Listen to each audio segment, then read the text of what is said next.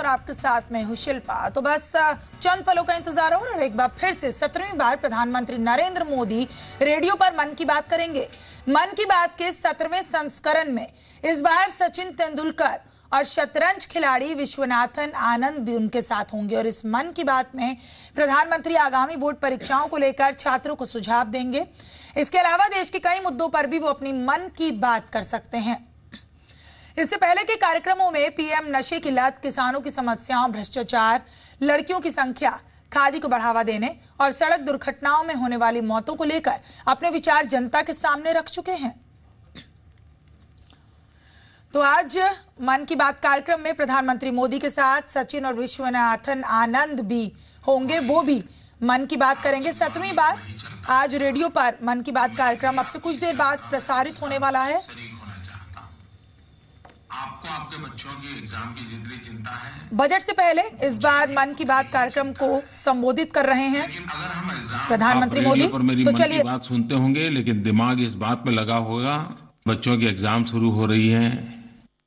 कुछ लोगों की 10वीं 12वीं की एग्जाम शायद 1 मार्च को ही शुरू हो रही है। तो आपके दिमाग में भी वही चलता होगा। मैं भी आपकी इस यात्रा में आपके साथ शरीक होना चाहता हूं। आपको आपके बच्चों की एग्जाम की जितनी चिंता है, मुझे भी उतनी ही चिंता है। लेकिन अगर हम एग्जाम को, परीक्षा को देखने का अपना तौर तरीका बदल दें तो शायद हम चिंता मुक्त भी हो सकते हैं। मैंने पिछली मेरी मन की बात में कहा था कि आप नरेंद्र मोदी ऐप पर अपने अनुभव, अपने सुझाव मुझे अवश्य भेजिए। मुझे खुशी इस बात की है, शिक्षकों ने, बहुत ही सफल जिनकी कैरियर रही है ऐसे विद्यार्थियों ने, माँ बाप ने, समाज के कुछ चिंतकों ने बहुत सारी बातें मुझे लिख करके भेजी हैं। 2 बातें तो मुझे छू गई कि सब लिखने वालों ने विषय को बराबर पकड़ के रखा। दूसरी बात, इतनी हजारों मात्रा में चीजें आई कि मैं मानता हूं कि शायद ये बहुत महत्वपूर्ण विषय है। लेकिन ज्यादातर हमने एग्जाम के विषय को स्कूल के परिसर तक या परिवार तक या विद्यार्थी तक सीमित कर दिया है। मेरी ऐप पर जो सुझाव आए उससे तो लगता है कि ये तो बहुत ही बड़ा, पूरे राष्ट्र में लगातार विद्यार्थियों के इन विषयों की चर्चाएं होती रहनी चाहिए। मैं आज मेरी इस मन की बात में विशेष रूप से माँ बाप के साथ, परीक्षार्थियों के साथ और उनके शिक्षकों के साथ बातें करना चाहता हूं। जो मैंने सुना है, जो मैंने पढ़ा है, जो मुझे बताया गया है, उसमें से भी कुछ बातें बताऊंगा। कुछ मुझे जो लगता है वो भी जोड़ूंगा। लेकिन मुझे विश्वास है कि जिन विद्यार्थियों को एग्जाम देनी है उनके लिए मेरी ये 25-30 मिनट बहुत उपयोगी होगी, ऐसा मेरा मत है। मेरे प्यारे विद्यार्थी मित्रों, मैं कुछ कहूं उसके पहले आज के मन की बात का ओपनिंग हम विश्व के वेल नोन ओपनर के साथ क्यों न करें। जीवन में सफलता की ऊंचाइयों को पाने में कौन सी चीजें उनको काम आई, उनके अनुभव आपको जरूर काम आएंगे। भारत के युवाओं को जिनके प्रति नाज है, ऐसे भारत रत्न श्रीमान सचिन तेंदुलकर, उन्होंने जो मैसेज भेजा है वहां मैं आपको सुनाना चाहता हूं। नमस्कार, मैं सचिन तेंदुलकर बोल रहा हूं। मुझे पता है कि एग्जाम्स कुछ ही दिनों में स्टार्ट होने वाली है। आप में से कई लोग टेंस भी रहेंगे। मेरा एक ही मैसेज है आपको कि आपसे एक्सपेक्टेशंस आपके माता पिता करेंगे, आपके टीचर्स करेंगे, आपके बाकी के फैमिली मेंबर्स करेंगे, दोस्त करेंगे। जहां भी जाओगे सब पूछेंगे कि आपकी तैयारी कैसे चल रही है, कितने % आपका स्कोर करोगे। यही कहना चाहूंगा मैं कि आप खुद अपने लिए कुछ टारगेट सेट कीजिएगा। किसी और के एक्सपेक्टेशन के प्रेशर में मत आइएगा। पॉजिटिव सोच को पॉजिटिव रिजल्ट्स फॉलो करेंगे तो आप पॉजिटिव जरूर रहिएगा और ऊपर वाला आपको जरूर अच्छे रिजल्ट्स दे, इसकी पूरी उम्मीद है। और आपको मैं बेस्ट विशेस देना चाहूंगा ये एग्जाम्स के लिए। एक टेंशन फ्री जाके पेपर लिखिए और अच्छे रिजल्ट्स पाइए। Good luck. दोस्तों, देखा तेंदुलकर जी क्या कह रहे हैं? ये एक्सपेक्टेशन के बोझ के नीचे मत दबिए। आप ही को तो आपका भविष्य बनाना है। आप खुद से अपने लक्ष्य को तय करें, खुद ही अपने टारगेट तय करें, मुक्त मन से, मुक्त सोच से, मुक्त सामर्थ्य से। मुझे विश्वास है कि सचिन जी की ये बात आपको काम आएगी। और ये बात सही है, प्रतिस्पर्धा क्यों, अनुस्पर्धा क्यों नहीं? हम दूसरों से स्पर्धा करने में अपना समय क्यों बर्बाद करें? हम खुद से ही स्पर्धा क्यों न करें? हम अपने ही पहले के सारे रिकॉर्ड तोड़ने का तय क्यों न करें?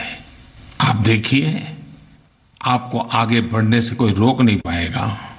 और अपने ही पिछले रिकॉर्ड को जब तोड़ोगे, तब आपको खुशी के लिए, संतोष के लिए किसी और से अपेक्षा भी नहीं रहेगी। एक भीतर से संतोष प्रकट होगा। दोस्तों, परीक्षा को अंकों का खेल मत मानिए। कहां पहुंचे, कितना पहुंचे, उस हिसाब किताब में मत फंसे रहिए। जीवन को तो किसी महान उद्देश्य के साथ जोड़ना चाहिए, एक सपनों को लेकर के चलना चाहिए, संकल्पबद्ध होना चाहिए। ये परीक्षाएं, वो तो हम सही जा रहे हैं कि नहीं जा रहे हैं उसका हिसाब किताब करती है। हमारी गति ठीक है कि नहीं है उसका हिसाब किताब करती है। और इसलिए विशाल, विराट, ये अगर सपने रहे तो परीक्षा अपने आप में एक आनंदोत्सव बन जाएगी। हर परीक्षा उस महान उद्देश्य की पूर्ति का एक कदम होगी। हर सफलता उस महान उद्देश्य को प्राप्त करने की चाबी बन जाएगी। और इसलिए इस वर्ष क्या होगा, इस एग्जाम में क्या होगा, वहां तक सीमित मत रहिए। एक बहुत बड़े उद्देश्य को लेकर के चलिए। और उसमें कभी अपेक्षा से कुछ कम भी रह जाएगा तो निराशा नहीं आएगी। और जोर लगाने की, और ताकत लगाने की, और कोशिश करने की हिम्मत आएगी। जिन लोगों ने मुझे मेरे ऐप पर मोबाइल फोन से छोटी छोटी बातें लिखी हैं, श्रेय गुप्ता ने इस बात पर बल दिया है कि स्वस्थ शरीर में ही स्वस्थ मन रहता है। स्टूडेंट्स अपनी पढ़ाई के साथ साथ अपनी हेल्थ का भी ध्यान रखें, जिससे आप एग्जाम में स्वस्थता पूर्वक अच्छे से लिख सके। अब मैं आज आखिरी दिन ये तो नहीं कहूंगा कि आप दंड बैठक लगाना शुरू कर दीजिए और 3 किलोमीटर 5 किलोमीटर दौड़ने के लिए जाइए। लेकिन एक बात सही है कि खास करके एग्जाम के दिनों में आपका रूटीन कैसा है।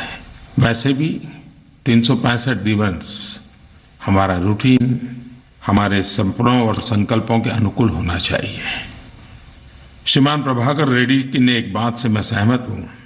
उन्होंने खास आग्रह किया है, समय पर सोना चाहिए और सुबह जल्दी उठकर रिवीजन करना चाहिए। एग्जामिनेशन सेंटर पर प्रवेश पत्र और दूसरी चीजों के साथ समय से पहले पहुंच जाना चाहिए। ये बात प्रभाकर रेड्डी जी ने कही है, मैं शायद कहने की हिम्मत नहीं करता, क्योंकि मैं सोने के संबंध में थोड़ा उदासीन हूं। और मेरे काफी दोस्त भी मुझे शिकायत करते रहते हैं कि आप बहुत कम सोते हैं। ये मेरी कमी है, मैं भी ठीक करने की कोशिश करूंगा। लेकिन मैं इससे सहमत जरूर हूं। निर्धारित सोने का समय, गहरी नींद, ये उतनी ही महत्वपूर्ण है जितनी कि आपके दिन भर की और गतिविधियां। और ये संभव है। मैं भाग्यवान हूं, मेरी नींद कम है लेकिन बहुत गहरी जरूर है, और इसके लिए मेरा काम चल भी जाता है।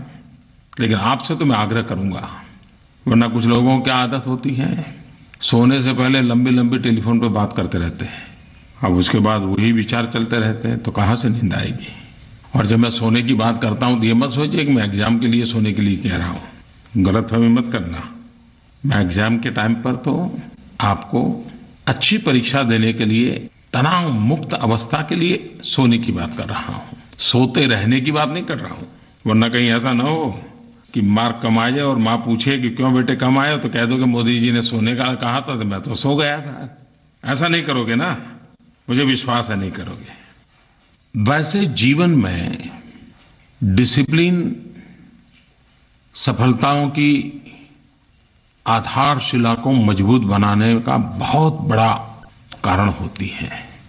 एक मजबूत फाउंडेशन डिसिप्लिन से आता है, और जो अनऑर्गेनाइज होते हैं, इनडिसिप्लिन होते हैं, सुबह करने वाला काम शाम को करते हैं, दोपहर को करने वाला काम रात देर से करते हैं, उनको ये तो लगता है कि काम हो गया, लेकिन इतनी एनर्जी वेस्ट होती है और हर पल तनाव रहता है।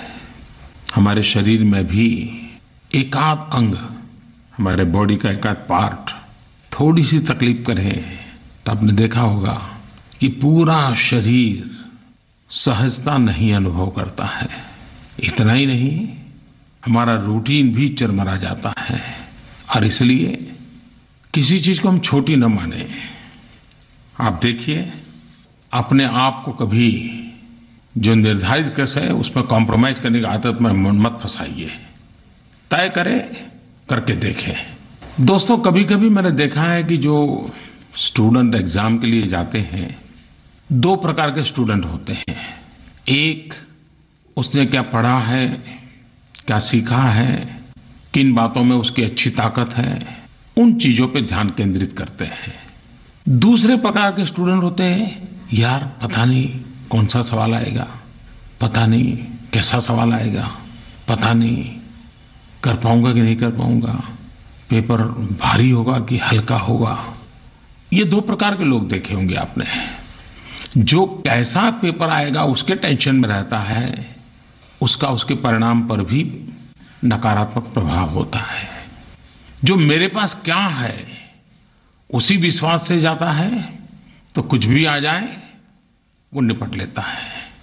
इस बात को मुझसे भी अच्छे तरह अगर कोई कह सकता है तो चेकमेट करने में जिनकी मास्टरी है और दुनिया के अच्छों को जिसने चेकमेट कर दिया है, ऐसे चेस के चैंपियन विश्वनाथन आनंद, वो अपने अनुभव बताएंगे। आइए इस एग्जाम में आप चेकमेट करने का तरीका उन्हीं से सीख लीजिए। Hello, this is Vishwanathan Anand. First of all, let me start off by wishing you all the best for your exams. I will next talk a little bit about how I went to my exams and my experiences for that. I found that exams are very much like problems you face later in life. You need to be well rested, get a good night's sleep.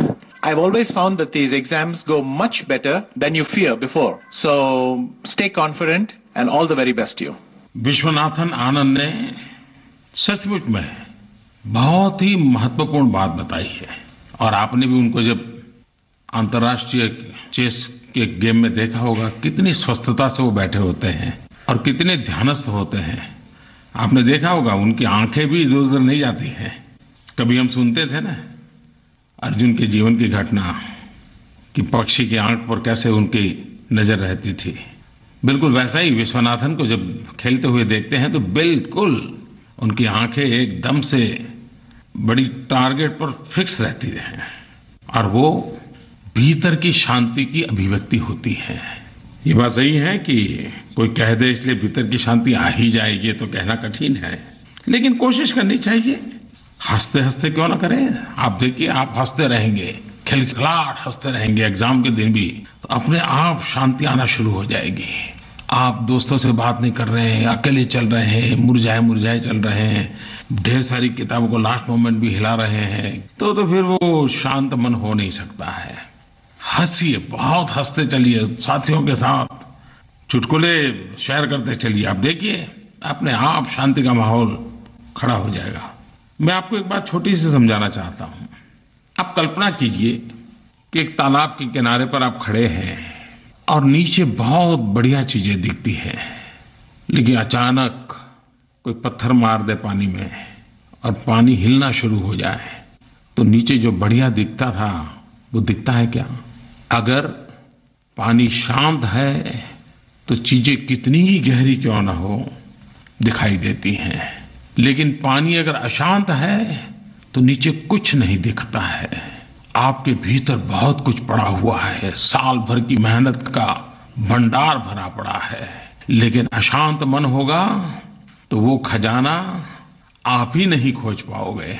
अगर शांत मन रहा तो वो आपका खजाना बिल्कुल उभर करके आपके सामने आएगा और आपकी एग्जाम एकदम सरल हो जाएगी। मैं एक बात बताऊं, मैं कभी कभी कोई लेक्चर सुनने जाता हूं या मुझे सरकार में भी कुछ विषय ऐसे होते हैं जो मैं नहीं जानता हूं और मुझे काफी कंसंट्रेट करना पड़ता है, तो कभी कभी ज्यादा कंसंट्रेट करके समझने की कोशिश करता हूं तो एक भीतर तनाव महसूस करता हूं। फिर मुझे लगता है नहीं थोड़ा रिलैक्स कर जाऊंगा तो मुझे अच्छा रहेगा। तो मैंने अपनी टेक्निक डेवलप की है। बहुत डीप ब्रीथिंग कर लेता हूं, गहरी सांस लेता हूं, 3 बार 5 बार गहरी सांस लेता हूं। समय तो 30 सेकंड 40 सेकंड 50 सेकंड जाता है, लेकिन फिर मेरा मन एकदम से शांत होकर के चीजों को समझने के लिए तैयार हो जाता है। हो सकता है ये मेरा अनुभव हो, आपको भी काम आ सकता है। रजत अग्रवाल ने एक अच्छी बात बताई है। वो मेरी ऐप पर लिखते हैं, हम हर दिन कम से कम आधा घंटे दोस्तों के साथ, परिवारजनों के साथ रिलैक्स फील करें, गप्पे मारे। ये बड़ी महत्वपूर्ण बात रजत जी ने बताई है, क्योंकि ज्यादातर हम देखते हैं कि हम जब एग्जाम देकर के आते हैं तो गिनने के लिए बैठ जाते हैं कितने सही किया कितना गलत किया। अगर घर में माँ बाप भी पढ़े लिखे हो और उसमें भी अगर माँ बाप भी टीचर हो तो फिर पूरा पेपर फिर से लिखवाते हैं, बताओ तुमने क्या लिखा, क्या हुआ, सारा जोड़ लगाते हैं, देखो तुम्हें 40 आएगा, 80 आएगा, 90 आएगा। आपका दिमाग जो एग्जाम हो गई उसमें खपा रहता है। आप भी क्या करते हैं, दोस्तों से फोन पे शेयर करते हैं, अरे यार उसमें तुमने क्या लिखा, अरे यार उसमें तुम्हारा कैसा गया, अच्छा तुम्हें क्या लगता है, यार मेरी तो गड़बड़ हो गई, यार मैंने तो गलती कर दी, अरे यार मुझे तो मालूम था लेकिन मुझे याद नहीं आया। हम उसी में फंस जाते हैं। दोस्तों ये मत कीजिए। एग्जाम के समय हो गया सो हो गया। परिवार के साथ और विषयों पर गप्पे मारिए, पुरानी हंसी खुशी की यादें ताजा कीजिए। कभी माँ बाप के साथ कहीं गए हो तो वहां के दृश्यों को याद करिए। बिल्कुल उससे निकल करके ही आधा घंटा बिताइए। रजत जी की बात सचमुच में समझने जैसी है। दोस्तों मैं क्या आपको शांति की बात बताऊं, आज आपको एग्जाम देने से पहले एक ऐसे व्यक्ति ने आपके लिए संदेश भेजा है। वे मूलतः शिक्षक हैं और आज एक प्रकार से संस्कार शिक्षक बने हुए हैं। रामचरितमानस वर्तमान संदर्भ में उसकी व्याख्या करते करते वो देश और दुनिया में इस संस्कार सरिता को पहुंचाने का प्रयास कर रहे हैं। ऐसे पूज्य मुरारी बापू ने भी विद्यार्थियों के लिए बड़ी महत्वपूर्ण टिप भेजी है और वे तो शिक्षक भी हैं, चिंतक भी हैं और इसलिए उनकी बातों में दोनों का मेल है। मैं मुरारी बापू बोल रहा हूँ। मैं विद्यार्थी भाई बहनों को यही कहना चाहता हूँ कि परीक्षा के समय में मन पर कोई भी बोझ रखे बिना और बुद्धि का एक स्पष्ट निर्णय करके और चित्त को एकाग्र करके आप परीक्षा में बैठिए और जो स्थिति आई उसका स्वीकार कर लीजिए। मेरा अनुभव है कि परिस्थिति को स्वीकार करने से बहुत हम प्रसन्न रह सकते हैं और खुश रह सकते हैं। आपकी परीक्षा में आप निर्भर और प्रसन्न चित्त से आगे बढ़े तो जरूर सफलता मिलेगी और यदि सफलता न भी मिली तो भी फेल होने का ग्लानि नहीं होगी और सफल होने का गर्व नहीं होगा। एक शेर कहकर मैं मेरा संदेश और शुभकामना देता हूँ कि लाजिम नहीं कि हर कोई हो कामयाब ही, जीना भी सीखिए नाकाम हो। हमारे आदरणीय प्रधानमंत्री का ये जो मन की बात का कार्यक्रम है उसको मैं बहुत आवकार देता हूँ। सबके लिए मेरी बहुत बहुत शुभकामना। धन्यवाद। पूज्य मुरारी बापू का मैं भी आभारी हूँ कि उन्होंने बहुत अच्छा संदेश हम सबको दिया। दोस्तों आज एक और बात बताना चाहता हूँ। मैं देख रहा हूँ कि इस बार जो मुझे लोगों ने जो अपने अनुभव बताए हैं उसमें योग की चर्चा अवश्य की है और ये मेरे लिए खुशी की बात है। इन दिनों में दुनिया में जिस किसी से मिलता हूँ थोड़ा सा भी समय क्यों न मिले, योग की थोड़ी सी बात तो कोई न कोई करता ही करता है। दुनिया की किसी भी देश का व्यक्ति क्यों न हो, भारत का कोई व्यक्ति क्यों न हो, तो मुझे अच्छा लगता है कि योग के संबंध में इतना आकर्षण पैदा हुआ है, इतनी जिज्ञासा पैदा हुई है। और देखिए कितने लोगों ने मुझे मेरे मोबाइल ऐप पर श्री अतानु मंडल, श्री कृणाल गुप्ता, श्री सुशांत कुमार, श्री के.जी. आनंद, श्री अभिजीत कुलकर्णी, न जाने अनगिनत लोगों ने मेडिटेशन की बात की है, योग पर बल दिया है। खैर दोस्तों मैं बिल्कुल ही आज ही कह दूं कल सुबह से योग करना शुरू करो, वो तो आपके साथ अन्याय होगा। लेकिन जो योग करते हैं वो कम से कम एग्जाम है इसलिए आज न करें ऐसा न करें, करते हैं तो करिए। लेकिन ये बात सही है कि विद्यार्थी जीवन में हो या जीवन का उत्तरार्ध हो, अंतर मन की विकास यात्रा में योग एक बहुत बड़ी चाबी है, सरल से सरल चाबी है। आप जरूर उस पर ध्यान दीजिए। हाँ, अगर आप अपने नजदीक में कोई योग के जानकार होंगे, उनको पूछोगे तो एग्जाम के दिनों में पहले योग नहीं किया होगा तो भी 2-4 चीजें ऐसी बता देंगे जो आप 2-4-5 मिनट में कर सकते हैं। देखिए, अगर आप कर सकते हैं तो हाँ, मेरा उसमें विश्वास बहुत है। मेरे नौजवान साथियों, आपको परीक्षा हॉल में जाने की बड़ी जल्दी होती है, जल्दी जल्दी पर अपने बेंच पर बैठ जाने का मन करता है। क्या ये चीजें हड़बड़ी में क्यों करें? अपना पूरे दिन का समय का ऐसा प्रबंधन क्यों ना करें कि कहीं ट्रैफिक में रुक जाए तो भी समय पर हम पहुंच ही जाए, वरना ऐसी चीजें एक नया तनाव पैदा करती हैं। और एक बात है, हमें जितना समय मिला है उसमें जो प्रश्न पत्र हैं, जो इंस्ट्रक्शंस हैं, हमें कभी कभी लगता है कि ये हमारा समय खा जाएगा। ऐसा नहीं है दोस्तों, आप उन इंस्ट्रक्शन को बारीकाई से पढ़िए। 2 मिनट, 3 मिनट, 5 मिनट जाएगी, कोई नुकसान नहीं होगा, लेकिन उससे एग्जाम में क्या करना है उसमें कोई गड़बड़ नहीं होगी और बाद में पछतावा नहीं होगा। और मैंने देखा है कि कभी कभार पेपर आने के बाद ही पैटर्न नहीं आई है ऐसा पता चलता है, लेकिन पढ़ लेते हैं इंस्ट्रक्शन तो शायद हम अपने आप को बराबर कोप अप कर लेते हैं कि हाँ ठीक है, चलो मुझे ऐसे ही जाना है। और मैं आपसे आग्रह करूंगा कि भले आपकी 5 मिनट इसमें जाए, लेकिन इसको जरूर करें।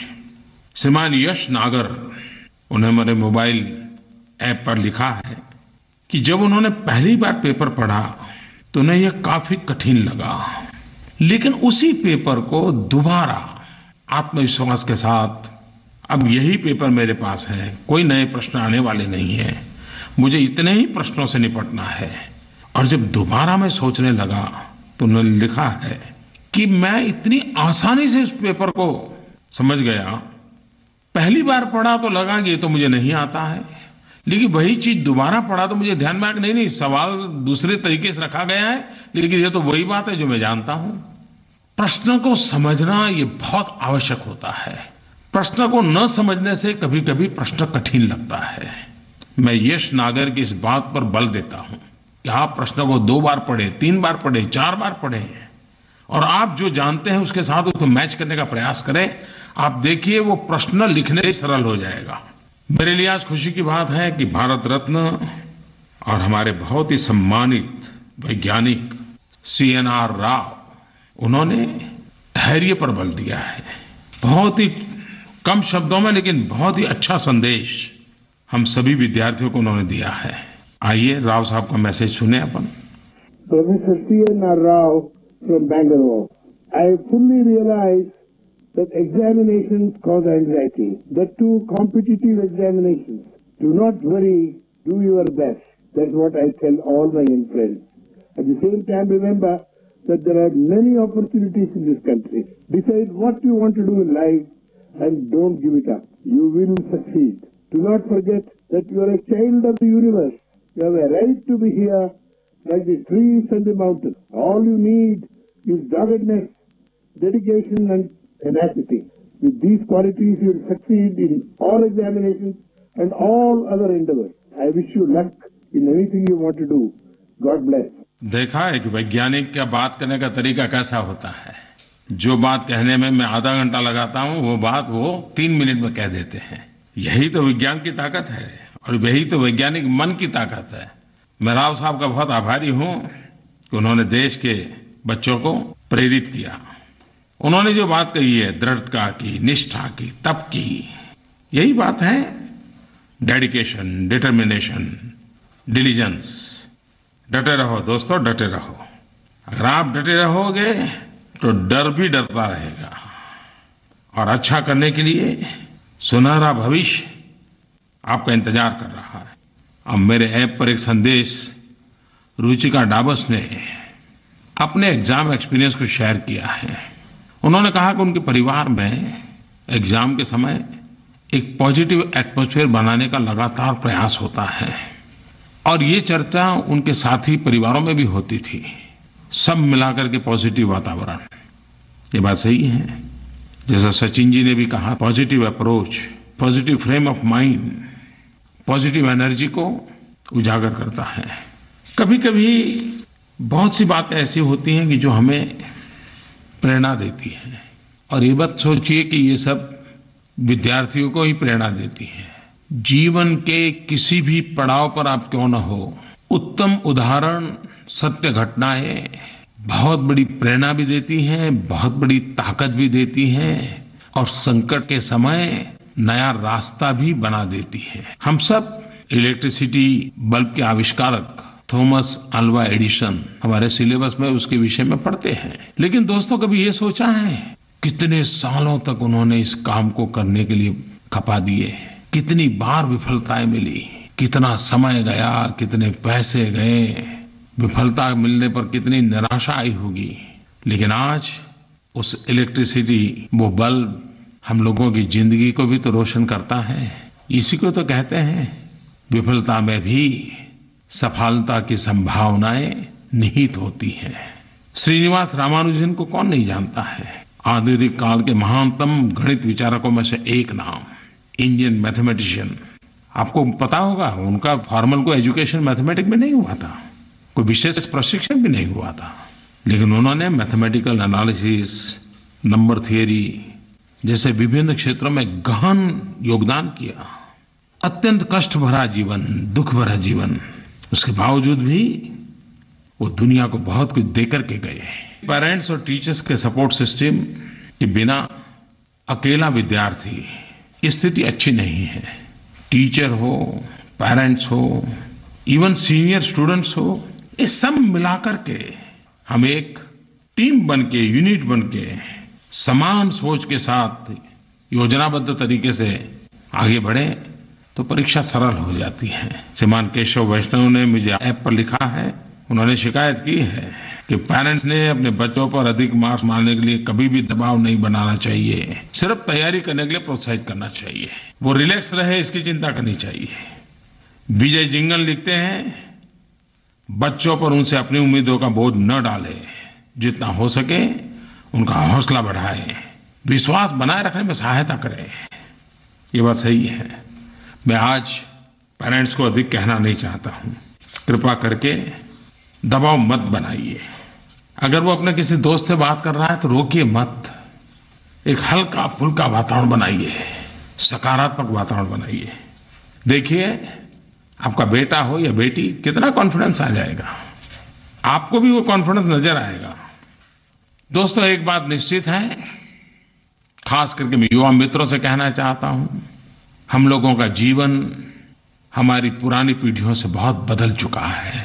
हर पल नया इनोवेशन, नई टेक्नोलॉजी, विज्ञान के नित्य नए रंग रूप देखने को मिल रहे हैं, और हम सिर्फ अभिभूत हो रहे हैं ऐसा नहीं, हम उससे जुड़ने का पसंद करते हैं।